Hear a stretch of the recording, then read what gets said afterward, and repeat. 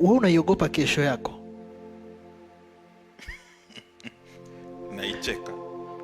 Kwa sababu Naicheka. Mimi siogopi, naicheka. Kwa nini uiogopi kesho yako? Kwa sababu kuna mtu mmoja nimekutana naye, tajiri mmoja, aliniambia hili jambo. Akaniambia, Eli, mimi naiogopa sana kesho kwa sababu kesho sijui nitakuwa na watu gani. Kwa nini wewe unaicheka?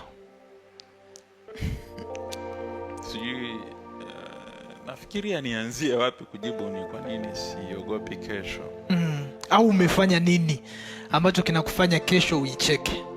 Okay, jambo la kwanza ni kwa nini siogopi kesho. Ni kwa sababu kesho tayari ninayo leo. Au iogopi kesho kwa sababu ninayo hapa sasa hivi. Unayo leo. Muda huu. Chochote ninachofanya sasa hivi, ndio inakuwa kesho. Okay. Mambo yote ambayo nataka kesho yatokee, nimeshapewa fursa sasa hivi. Okay. Mimi ni nabii wa maisha yangu mimi mwenyewe. Nataka kesho iwe nzuri, ndio maana nimepewa leo. Kwa hiyo nikishughulika vizuri na leo, kesho inajisumbukia yenyewe. Hata Yesu mwenyewe anasema, kwa nini kwa nini mna hizi hofu zote za tutakula nini, tutavaa nini? Anasema kesho itajisumbukia. Okay. Lakini ushaiona sehemu Yesu anasema leo itajisumbukia? Hapana. Namna kesho inavyojisumbukia, kesho inajisumbukia kwa kutumia leo.